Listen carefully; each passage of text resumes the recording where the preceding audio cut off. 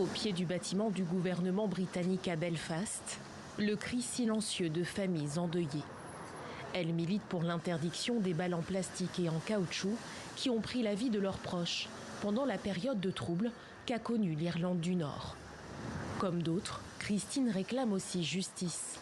Plus de 30 ans après l'assassinat de son frère, le meurtrier n'a toujours pas été arrêté. Mon petit frère. Son seul tort a été de naître en Irlande du Nord. S'il avait été un enfant britannique, il serait toujours en vie. 3 décennies de violence et plus de 3500 morts dans le nord de l'Irlande, une province troublée par des divisions identitaires. Elles ont pris fin le 10 avril 1998 à la faveur de l'accord historique du Vendredi Saint. Un accord de paix signé entre les unionistes majoritairement protestants et les républicains, pour la plupart catholiques. L'issue a été trouvée après d'intenses négociations entre Dublin, Londres et Washington. Après un hiver de 30 ans de violence sectaire, l'Irlande du Nord est aujourd'hui promise à un printemps de paix.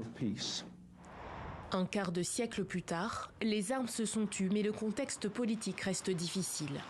L'accord de paix a été fragilisé par le Brexit, qui a remis la question des frontières, peu abordée dans le texte, au centre du débat.